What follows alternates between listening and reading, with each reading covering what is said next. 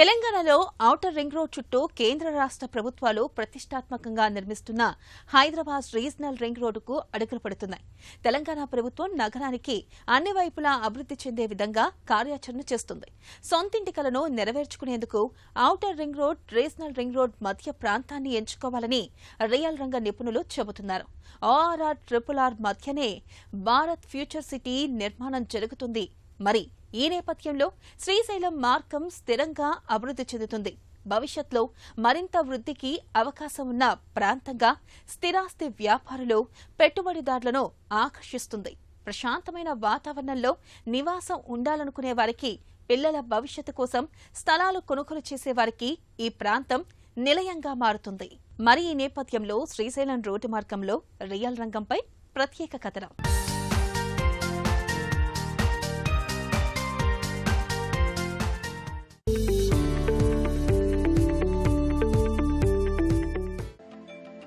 Real estate పరంగా శ్రీశైలం మార్గం స్థిరంగా అభివృద్ధి చెందుతోంది. భవిష్యత్తులో మరింత వృద్ధికి అవకాశం ఉన్న ప్రాంతంగా స్థిరాస్తి వ్యాపారులు, పెట్టుబడిదారులను ఆకర్షిస్తోంది. ప్రశాంతమైన వాతావరణంలో నివాసం ఉండాలనుకునే వారికి, పిల్లల భవిష్యత్తు కోసం స్థలాలు కొనుగోలు చేసే వారికి ఈ ప్రాంతం నిలయంగా మారుతోంది. ప్రభుత్వం ప్రతిష్టాత్మకంగా నిర్మిస్తోన్న భారత్ ఫ్యూచర్ సిటీ ప్రాంతీయ వలయ రహదారి, మెట్రో రైలు విస్తరణ, RRR చుట్టూ రింగ్ రోడ్డు విస్తరణతో మున్ముందు ఉద్యోగ, ఉపాధి కేంద్రంగా మారనుంది. శంషాబాద్ విమానాశ్రయం చేరువలో ఉండటం కూడా కలిసి వస్తోంది.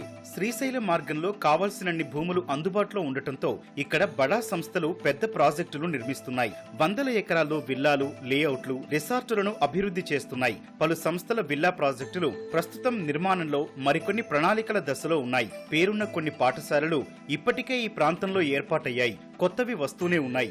నగరవాసులు శ్రీశైలం, తుక్కుగూడ వైపు మొగ్గు చూపేందుకు కూడా ఇది ఒక కారణంగా ఉంది. తుక్కుగూడ మొదలు ORR, మహేశ్వరం, కందుకూరు, కర్తాల్, ఆమనగల్లు వరకు రియాలిటీ విస్తరిస్తుంది. తుక్కుగూడలో హార్డ్వేర్ పార్కు, ఇతర పరిశ్రమల రాకతో తుక్కుగూడ ప్రాంతంలో నివాసాలకు మరింత డిమాండ్ పెరిగింది. వ్యక్తిగత గృహాలతో పాటుగా ఏకంగా 20 అంతస్తుల వరకు ఆకాశ హర్మ్యాలు నిర్మిస్తున్నారు. ఇవన్నీ నిర్మాణ దశలో ఉన్నాయి. ఎక్కువగా 2 పడక గదుల ఫ్లాట్ల నిర్మాణం చేపట్టారు. 3 పడక గదుల ఫ్లాట్లు, ఒక్కో ఫ్లాట్ 4000 విస్తీర్ణంలో ఉండే విలాసవంతమైన అపార్ట్మెంట్లు కూడా రాబోతున్నట్లు బిల్డర్లు చెబుతున్నారు. తక్కువ ధరల్లో విల్లాలు, అపార్ట్మెంట్లు లభించే ఏకైక ప్రాంతం తుక్కుగూడ అని డెవలపర్లు చెబుతున్నారు. ప్రాంతీయ వలయ రహదారి ప్రతిపాదనలతో రియల్ ఎస్టేట్ ORR నుంచి RRR వరకు విస్తరిస్తుంది. ఇంటి స్థలాలు, భూముల కొనుగోళ్లు ఎక్కువగా జరుగుతున్నాయి. లేఅవుట్లు, విల్లాలు వస్తున్నాయి. ప్రధాన రహదారి వెంట వ్యాపార కార్యకలాపాలు విస్తరిస్తున్నాయి. ప్రభుత్వం ఫ్యూచర్ సిటీ అథారిటీ ఏర్పాటు చేయడంతో శ్రీశైలం మార్గం అభివృద్ధిపై అంచనాలు పెరిగాయి. ఇన్వెస్టర్లు, NRIలు ఎక్కువగా ఆసక్తి చూపిస్తున్నట్లు రియల్ వ్యాపారులు చెబుతున్నారు. హైదరాబాద్ బాహ్య వలయ రహదారి ఆవల శ్రీశైలం, నాగార్జున సాగర్ రహదారుల మధ్య రంగారెడ్డి జిల్లాలోని 7 మండలాలు, 56 రెవెన్యూ గ్రామాల పరిధిలో నగరాన్ని నిర్మించేందుకు భారత్ ఫ్యూచర్ సిటీ అథారిటీని రాష్ట్ర ప్రభుత్వం ఏర్పాటు చేసింది. 765.28 చదరపు కిలోమీటర్ల పరిధిలో ఈ సిటీ ఏర్పాటు కానుంది. సేకరించిన 13,000 ఎకరాల్లో స్కిల్ యూనివర్సిటీ, ఇతర సంస్థలకు ప్రభుత్వం స్థలాలు కేటాయించింది. కొన్నింటి పనులు కూడా పురోగతిలో ఉన్నాయి. ఇక్కడ పెట్టుబడులు పెట్టేందుకు వ్యాపారవేత్తలను ప్రభుత్వం ఆహ్వానిస్తోంది. తైవాన్తో కలిసి 300 కోట్ల అంచనాతో ఎలక్ట్రానిక్ సిటీ ఏర్పాటు చేయబోతున్నట్లు ప్రకటించింది. మరిన్ని పెట్టుబడుల ఆకర్షణలో సర్కారు ఉంది. కేంద్ర ప్రభుత్వ తోడ్పాటును కోరుతోంది. వ్యూహాత్మకంగా ఫ్యూచర్ సిటీకి భారత్ పేరును సర్కారు చేర్చింది. భూములిచ్చిన రైతులకు సంబంధించి కందుకూరు మండలం మీర్ఖాన్ పేటలో లేఅవుట్లు వేస్తోంది. గృహ నిర్మాణాలు మొదలైతే ప్రాంత రూపురేఖలు మారిపోనున్నాయి. ORR కు అనుసంధానంగా కొంగరకలాన్ నుంచి ఫ్యూచర్ సిటీ వరకు 41.5 కిలోమీటర్ల మేర గ్రీన్ఫీల్డ్ రహదారి నిర్మించాలని ప్రభుత్వం ప్రతిపాదించింది. శంషాబాద్ విమానాశ్రయం నుంచి ఫ్యూచర్ సిటీ వరకు 39.6 కిలోమీటర్ల మేర మెట్రో రైలు విస్తరణకు రాష్ట్ర ప్రభుత్వం DPR ఆమోదించి కేంద్రానికి పంపించింది. శ్రీశైలం రహదారి మీదుగా వెళ్లే ప్రాంతీయ వలయ రహదారి దక్షిణ భాగానికి ఇటీవలే రాష్ట్ర మంత్రిమండలి ఆమోదం తెలిపింది. కొంగరకలాన్లో రంగారెడ్డి జిల్లా కలెక్టర్ కార్యాలయం, ఆదిబట్లలో TCS, టాటా ఏరోసెజ్లు వంటివి ఉండటంతో నివాసాలకు శ్రీశైలం మార్గం అడ్డగా మారుతోంది. ప్రపంచ స్థాయి మౌలిక సదుపాయాలతో కొత్త నగరం నిర్మించాల్సిన అవసరం ఉందని, ఈ దిశగా ఫ్యూచర్ సిటీ అద్భుతమైన సహజ వాతావరణంలో విమానాశ్రయానికి దగ్గరగా రాబోతుండటం శుభపరిణామమని బిల్డర్లు అంటున్నారు. ఇందుకు సంబంధించిన పనులు వేగవంతం కావడం ఈ ప్రాంతంలో స్థిరాస్తి కార్యకలాపాలు ఊపందుకోవడానికి తోడ్పడతాయని స్థిరాస్తి నిపుణులు చెబుతున్నారు. భవిష్యత్లో అవసరాల కోసం ఓఆర్ఆర్, RRR మధ్యలో రియల్ ఎస్టేట్ ప్రాజెక్టులు భారీగా రానున్నాయని స్థిరాస్తి నిపుణులు చెబుతున్నారు. సిటీలో ఇల్లు కొనలేకపోయిన వారు outer ring road, regional ring road మధ్య ప్రాంతాల్లో ఇంటి స్థలం లేదంటే ఇంటి కొనుగోలుకు ప్రణాళిక చేసుకోవాలని రియాల్టీ వర్గాలు సూచిస్తున్నారు. ఈ భారత్ ఫ్యూచర్ సిటీ కనుక రూపాంతరం చెందితే ఇది మనకి హైదరాబాద్కి మరో గచ్చిబౌలి, మరో కోకాపేట, గచ్చిబౌలి, మరో సైబరాబాద్ లాగా అవతరించబోతుంది. ఇది అవటానికి టైం పట్టినా కూడా ఈ సంవత్సరంలోనే దీనికి పునాదులు పడి డెవలప్మెంట్ శరవేగంగా అందుకునే అవకాశం ఉంది. దానికి హైలైట్ వచ్చేసి 300 feet green field road Ravirala Wonderla నుంచి కొంగర్కలాన్ కలెక్టర్ ఆఫీస్ నుంచి స్టార్ట్ అయ్యి ఆమన్గల్ దాకా మన దగ్గర వెళ్తుంది. ఇదే రోడ్డు కంటిన్యూగా అమరావతికి కూడా అనుసంధానం అవుతున్నట్టు న్యూస్లో చూసాము. కందుకూరు, కడ్తాల్, ఆమన్గల్ శ్రీశైలం రోడ్లో, తర్వాత అలాగే సాగర్ రోడ్లో యాచారం, ఇబ్రహంపట్నం నుంచి ఫుల్గా డెవలప్ అయ్యే అవకాశం ఉంది. అలాగే యాచారం నుంచి కందుకూరుకున్న 200 ఫీట్ రోడ్డుకి రెండు వైపులా ఉన్న విలేజెస్ అన్నీ మరో గచ్చిబౌలిలుగా రూపాంతరం చెంది అక్కడ ఇన్వెస్ట్మెంట్ చేసే ప్రతి ఒక్కరికి కూడా రాబోయే 5 నుంచి 10 సంవత్సరాల్లో 3 నుంచి 4 రెట్లు పెరిగి మంచి రియల్ ఎస్టేట్ భూమిని చూడబోతున్నారు. మినిమంగా ఉన్న మార్కెట్లోని ఇప్పుడు రేట్లు అందుబాటులో ఉన్నాయి. ఎకరాల్లో కానీ బిల్డర్స్కి, లేదా గజాల్లో ఇన్వెస్టర్స్కి, మిడిల్ క్లాస్ వాళ్ళకి, లోయర్ మిడిల్ క్లాస్ వాళ్ళకి కూడా అందుబాటు ధరల్లో ఉన్నాయి. రైట్ టైం మాత్రం ఇదే రైట్ టైం. వన్స్ ఇవన్నీ ప్రాజెక్ట్స్ అని అనౌన్స్ అయిన తర్వాత మళ్ళీ రేట్స్ హైక్ అవుతాయి, అప్పుడు కొనటం కష్టం అవుద్ది. ఇప్పుడు కొనుక్కునే వాళ్ళకి మాత్రం ది బెస్ట్. కలల గృహం 100 ఏళ్లు ఉండాలి, తరాలు నివాసం ఉంటూ నిండు 100 ఏళ్లు నిలబడాలి. ఇల్లు కట్టుకునేటప్పుడు, కొనుగోలు చేసేటప్పుడు ఎవరైనా ఆలోచించేది ఇదే. అందుకే కలలుగనే ఇంటిని ఎంతో అందంగా కట్టుకుంటాం. అన్ని విషయాల్లో జాగ్రత్తలు తీసుకుంటాం. గృహిణి అభిరుచులకు అనుగుణమైన రంగులను ఇంటీరియర్ డిజైనర్ ఆలోచనలతో మేళవించి తీర్చిదిద్దుకుంటాం. రోజులు గడుస్తున్న కొద్దీ వంటగదిలో తేమ ఎక్కువగా ఉంటుంది. ఆయా చోట్ల కలపతో చేసిన ఇంటీరియర్ త్వరగా దెబ్బతింటుంది, చెదలు పట్టే అవకాశం ఉంటుంది. ఇలాంటి పరిస్థితుల నుంచి బయటపడడానికి ఇప్పుడు స్టీలుతో తయారైన మాడ్యులర్ కిచెన్స్, ఇంటీరియర్ ఉత్పత్తులను ఇప్పుడు అందుబాటులోకి వచ్చాయి. మరి మాడ్యులర్ కిచెన్స్, ఇందులో వచ్చిన సరికొత్త శైలులపై ప్రత్యేక కథనం గృహశోభలో. ఇల్లు కట్టుకునేటప్పుడు, కొనేటప్పుడు వంటగది గురించి పెద్దగా ఆలోచన చెయ్యరు. వాస్తుకు తగినట్టుగా ఉందా లేదా, హాలు, పడక గదులు విశాలంగా ఉన్నాయా, బాల్కనీ ఏ వైపు వస్తోంది అనే వాటికే ప్రాధాన్యమిస్తుంటారు. ఈ కారణంగా వంటగదులు ఇరుకుగా దర్శనమిస్తుంటాయి. డిజైనర్లకు సైతం మిగతా గదులతో పోలిస్తే వంటగదిని అలంకరించడం ఒకంత సవాల్గానే ఉంటుంది. మన ఇళ్లల్లో సాధారణంగా ప్రతిరోజు ఉదయం, సాయంత్రం కలిపితే 4 గంటలు వంటగదిలోనే గడుపుతూ ఉంటారు. వంట చేస్తూనే కుటుంబ సభ్యులతో, ఇంటికి వచ్చిన అతిథులతో సంభాషించేందుకు వీలుగా ఉండాలని కోరుకునేవారు ఓపెన్ కిచెన్ను ఇష్టపడుతున్నారు.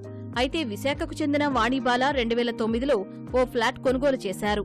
అందరిలానే అభిరుచికి తగ్గట్టుగా ఇంటీరియర్ డిజైనింగ్ చేయించుకున్నారు. మాడ్యులర్ కిచెన్ కోసం అప్పట్లోనే 3.5 లక్షలు ఖర్చు చేసి మరీ చేయించారు. కానీ ఆ సంతోషం ఎక్కువ రోజులు లేదు. ఏడాది గడిచిందో లేదో చెదలు మొదలయ్యాయి. ఆధునిక పోకడల్ని అర్థం చేసుకుని ప్రయోగాలు మొదలుపెట్టింది. విమానాల్లో వాడే హైగ్రేడ్ స్టీల్ ని వినియోగించి ప్రత్యేకంగా డిజైన్లను తయారు చేశారు. ఆధునిక వ్యక్తిగత అవసరాలకు తగ్గట్లుగా వీటిని తీసుకొచ్చారు. మారుతున్న అవసరాలకు తగ్గట్లు తీర్చిదిద్దుతున్నారు. యాక్చువల్గా మీరు చూసినట్టయితే ఈ రోజుల్లోని ఎవ్రీ 3 హౌసెస్కి ఒక హౌస్ టర్మైట్ పడుతుంది. ఎందుకో మీకు అర్థమైందా?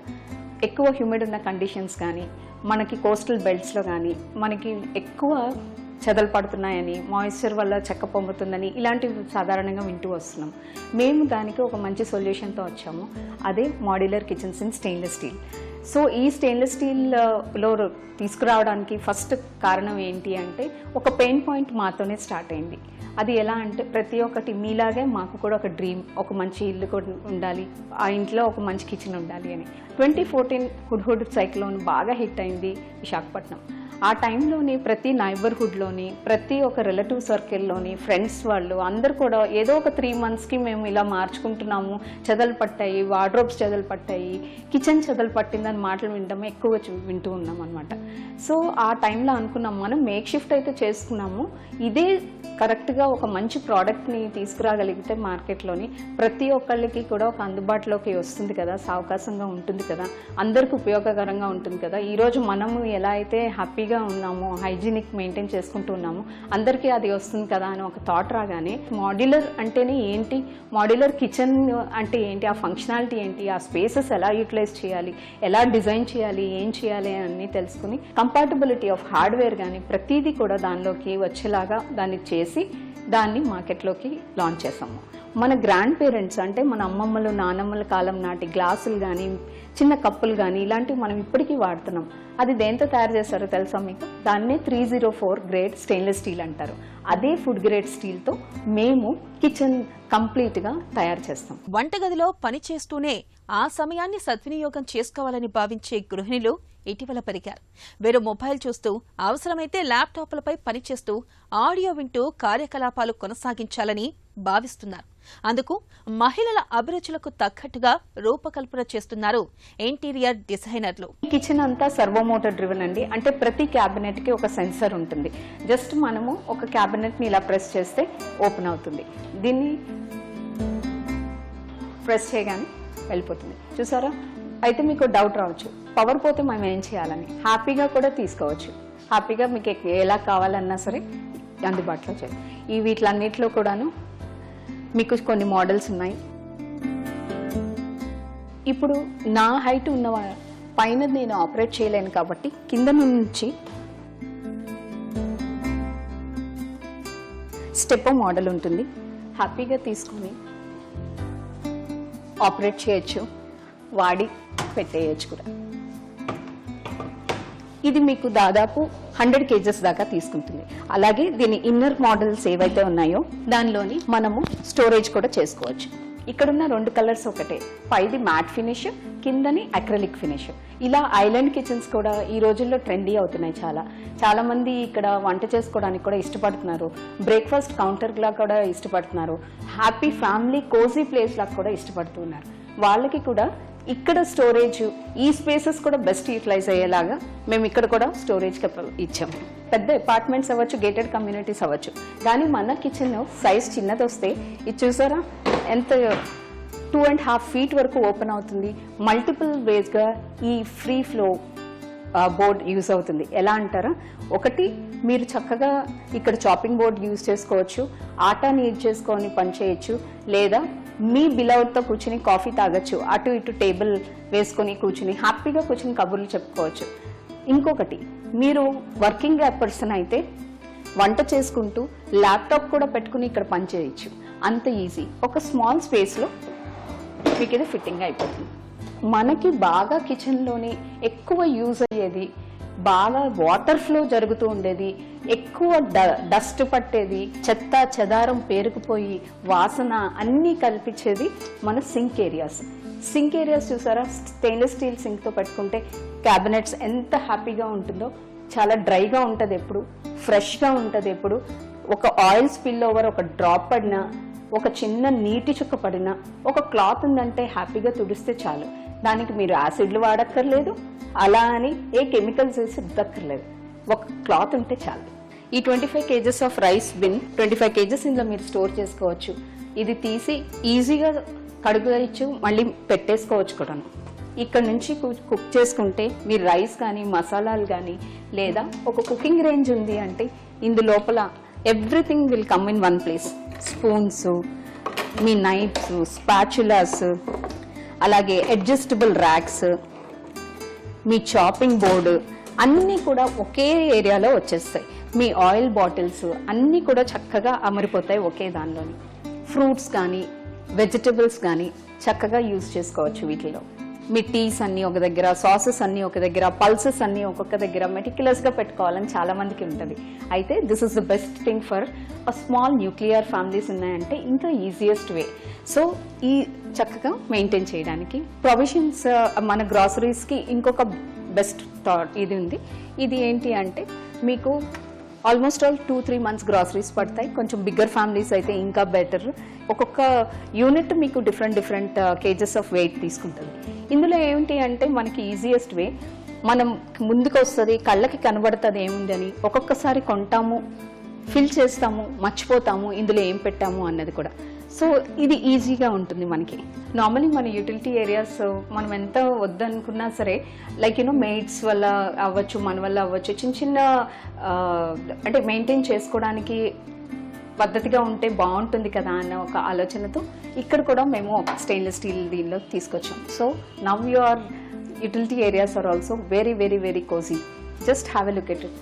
ఈజీగా మీరు ఇవన్నీ స్టోర్ చేసుకోవచ్చు. మీ బ్రూమ్స్, పోచా అన్నీ కూడా నీట్ అండ్ క్లీన్గా ఉంటాయి. అలాగే ఈ రోజుల్లోని వాషింగ్ మెషిన్స్, డిష్ వాషర్స్కి కావాల్సిన డిటర్జెంట్స్ అవన్నీ కూడా స్టోర్ చేసుకోవచ్చు హ్యాపీలీ. మీ వాష్ రూమ్స్లోని వానిటీ క్యాబినెట్స్ లాగా కూడా మీరు పెట్టుకోవచ్చు. సామాన్యుల నుంచి ధనవంతుల వరకు సొంతింటి గురించి కలలు కనని వారుంటారు. ఎన్నో ఏళ్లు కష్టపడి దాచుకున్న డబ్బుకు అసలైన విలువ, మరెన్నో ఆలోచనలకు అందమైన రూపమిచ్చేలా సొంత ఇంటిని నిర్మించుకోవాలని అందరూ అనుకుంటారు. కావలసిన డబ్బు, స్థలం సమకూరిన తర్వాత ఇల్లు కట్టాలన్న ఆలోచన చేసుకుంటారు. మరి ఇళ్ల స్థలాల అపార్ట్మెంట్లు కొనే ముందుగా వాస్తును పరిశీలిస్తూ ఉంటారు.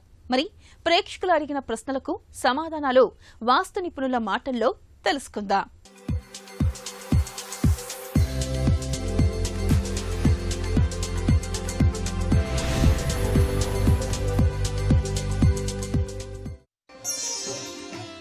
ఇంటి స్థలం కొనుగోలు చేసే ముందు ఎలాంటి విషయాలు తెలుసుకోవాలి? వాస్తు శాస్త్రరీత్యా మనం ఏదైనా స్థలం కొన్నప్పుడు ఆ యొక్క స్థలానికి మొట్టమొదటిగా మనం చేసేటువంటి ఏంటి, ఆ యొక్క స్థలం అనేటువంటిది 4 కార్నర్స్తో ఉందా లేదా, ముందు రోడ్డు అనేటువంటిది ఉందా లేదా, ఆ యొక్క రోడ్డుకి ఈ ప్లాట్ అనేటువంటిది ఎగ్జాక్ట్గా 90 degrees ఉందా లేదా, ఎలాంటి డీవియేషన్ అంటే ఆ యొక్క స్థలం అనేటువంటిది వికరణం చెందటం అనేటువంటిది ఏమీ లేదు కదా అనేటువంటిది చూసుకోవాలి. అదేవిధంగా మనం రోడ్డు దగ్గర ఆ యొక్క ప్లాట్ ముందు నిలబడి ఆ యొక్క ఏం దిక్కు అనేటువంటిది ఆ యొక్క కంపాస్తో, సైంటిఫిక్ కంపాస్తో చూసినప్పుడు అది కూడా మన యొక్క నాభి దగ్గర పెట్టుకుని మాత్రమే చెక్ చేసుకొని అది ఎన్ని డిగ్రీలతో తిరిగి ఉంది అనేటువంటిది with respect to geo north మొట్టమొదటిగా చెక్ చేసుకోవాలి. అంటే మనం ఏదన్నా వెంచర్లు చూసినప్పుడు, ఏదన్నా మనం తీసుకున్నప్పుడు ప్లాట్ అనేటువంటిది అది ఎగ్జాక్ట్గా ఈస్ట్ ఫేసింగే ఉండకపోవచ్చు, ఎగ్జాక్ట్గా నార్త్, ఎగ్జాక్ట్గా వెస్ట్, ఎగ్జాక్ట్గా సౌతే ఉండకపోవచ్చు. కొంత డీవియేషన్ అనేటువంటిది ఉండవచ్చు. ఇక్కడ డీవియేషన్ అని ఎందుకంటున్నానంటే మనం ఏది చేసినా కూడా ఎగ్జాక్ట్గా ఒక దిక్కుకి ఉండకపోవచ్చు. ఎందుకంటే కంపాస్లో చూసినప్పుడు కొంత యాంగులర్ డీవియేషన్ అనేటువంటిది సైంటిఫిక్ కంపాస్లో కనిపిస్తుంది. అలా సైంటిఫిక్ కంపాస్లో కనపడినంత మాత్రాన ఈ ప్లాటే తీసుకోకూడదు, ఇది మనకి కట్టుకోవడానికి కుదరదు అని అనుకోవటానికి లేదు. ఇలా యాంగులర్ డీవియేషన్ అనేటువంటిది సహజ సిద్ధంగా మనం ఏదైనా తీసుకున్నప్పుడు, ఇది ప్లాట్ అనుకోండి, ఇది డయాగనల్ లైన్, ఇలా డయాగనల్ లైన్ తీసుకున్నప్పుడు, ఇలా రోడ్డు ఉన్నప్పుడు పర్పెండిక్యులర్గా ఈ 90 degrees ఉన్నప్పుడు ఇది ఎగ్జాక్ట్గా అంటే సపోజ్ ఈస్ట్ అనేటువంటిది ఇక్కడికి వచ్చింది అనుకుందాం.